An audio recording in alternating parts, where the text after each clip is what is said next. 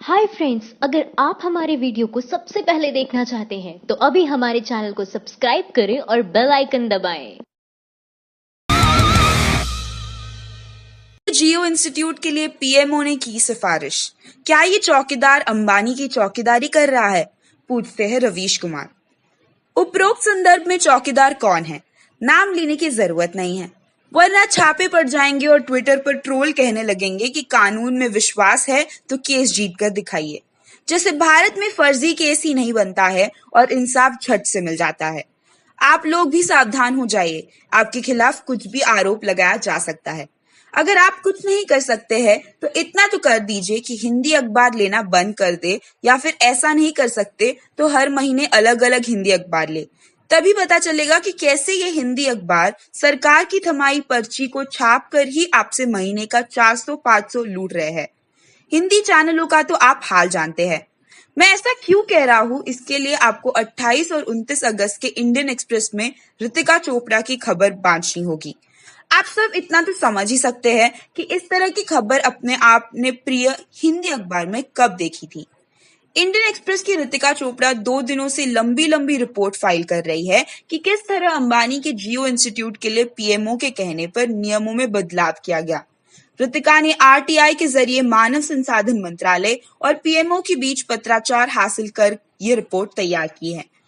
मानव संसाधन मंत्रालय ने शुरू में जो नियम बनाए थे उसके अनुसार अंबानी के जियो इंस्टीट्यूट को प्रतिष्ठित संस्थान का टैग नहीं मिल पाता। यहाँ तक कि वित्त मंत्रालय ने भी चेतावनी दी कि जिस संस्थान का कहीं कोई वजूद नहीं है उसे इंस्टीट्यूट ऑफ एमिनेंस का लेबल देना तर्कों के खिलाफ है। इससे भारत में शिक्षा सिस्टम को ठेस पहुंचती है। इसके बाद भी अंबानी के जियो इंस्टीट्यूट को मानव संसाधन मंत्रालय की सूची में शामिल करने के लिए मजबूर किया गया। वित्त मंत्रालय के खर्चा विभाग यानी डिपार्टमेंट ऑफ एक्सपेंडिचर ने मानव संसाधन मंत्रालय को लिखा था कि इस तरह से एक ऐसे संस्थान को आगे करना जिसकी अभी स्थापना तक नहीं हुई है, उन संस्थानों की तुलना में उसके ब्रांड वैल्यू को बढ़ाना होगा जिन्होंने अपने संस्थान की स्थापना कर ली है। इससे उनका उत्साह कम होगा। सिर्फ मंशा के आधार पर कि भविष्य में कुछ ऐसा करेंगे, किसी संस्थान को इंस्टीट्यूट ऑफ एमिनेंस का दर्जा देना तर्कों के खिलाफ है। इसलिए जो नए नियम बनाए गए हैं उनकी समीक्षा की जानी चाहिए। वित्त मंत्रालय और मानव संसाधन मंत्रालय की राय के खिलाफ जाकर पीएमओ से अंबानी के जियो संस्थान को दर्जा दिलवाने की खबर आप इंडियन एक्सप्रेस में पढ़ सकते हैं। भले इस खबर में ये नहीं है कि चौकीदार जी अंबानी के लिए इतनी दिलचस्पी क्यों ले रहे हैं, लेकिन इस खबर को पढ़ते ही आपको यही समझ आएगा। 2 दिनों से खबर छप रही है मगर किसी ने खंडन नहीं किया है।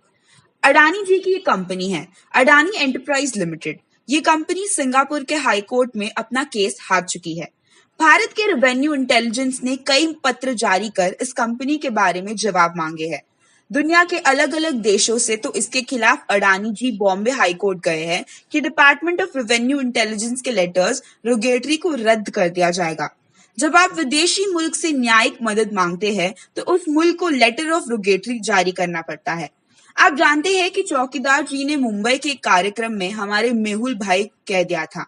आप ये भी जानते हैं कि यही हमारे मेहुल भाई ने महान भारत की नागरिकता छोड़कर महान एंटीगुआ की नागरिकता ले ली है।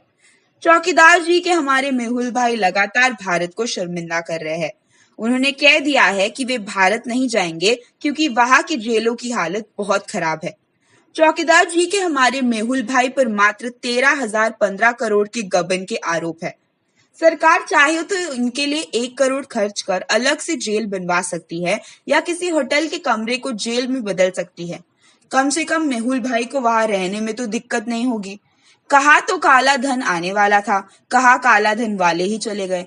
2014 के लोकसभा चुनाव से पहले श्री रविशंकर का एक ट्वीट घूमता है कि मोदी जी प्रधानमंत्री बनेंगे तो $1 40 रुपए का हो जाएगा। आज $1 70 रुपए 92 पैसे का हो गया है। भारत के इतिहास में रुपया इतना कभी कमजोर नहीं हुआ है। वैसे भी अब तक इसकी खबर प्रमुखता से नहीं पहुंची होगी और जिनके पास पहुंची है उनके लिए तर्क के पैमाने बदले जा रहे हैं। नीति आयोग के उपाध्यक्ष है राजीव कुमार। राजीव ने कहा है कि हमें मुद्रा के आधार पर अर्थव्यवस्था को जज करने की मानसिकता छोड़नी ही पड़ेगी। मजबूत मुद्रा में कुछ भी नहीं होता है।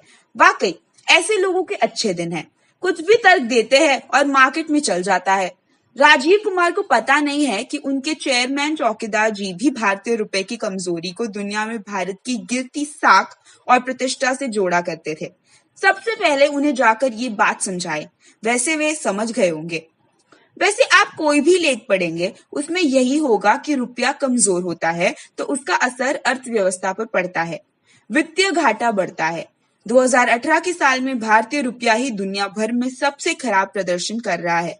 वैसे रामदेव ने भी रजत शर्मा के आपकी अदालत में कहा था कि मोदी जी आ जाएंगे तो पेट्रोल 35 रुपया प्रति लीटर मिलेगा। इस समय तो कई शहरों में 86 और 87 रुपए प्रति लीटर मिल रहा है। ये सब सवाल पूछना बंद कर दीजिए, वरना कोई आएगा, फर्जी कागज पर आपका नाम लिखा होगा और फंसाकर चला जाएगा। जब टीवी और अखबारों में इतना डर घुस जाए तभी शानदार मौका होता है कि आप अपनी मेहनत की कमाई का 1000 रुपया बचा ले। दोनों को बंद कर दे। कुछ नहीं तो कम से कम ये काम तो कर ही सकते हैं। हमेशा के लिए नहीं बंद कर सकते, मगर 1 महीने के लिए तो बंद कर ही सकते हैं।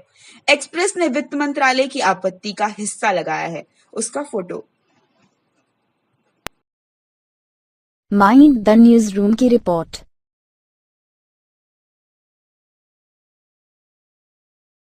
उम्मीद करते हैं आपको ये वीडियो जरूर पसंद आया होगा।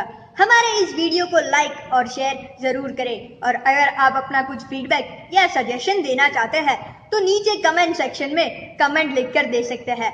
अगर आपने अभी तक हमारे चैनल माइंड द न्यूज को सब्सक्राइब नहीं किया है तो प्लीज अभी सब्सक्राइब करें और बेल आइकन भी दबाएं ताकि आपको हमारे नए वीडियोस के बारे में सबसे पहले पता चल सके। तो देश दुनिया की सनसनीखेज और मजेदार खबरों के लिए देखते रहे माइंड द न्यूज। नमस्कार।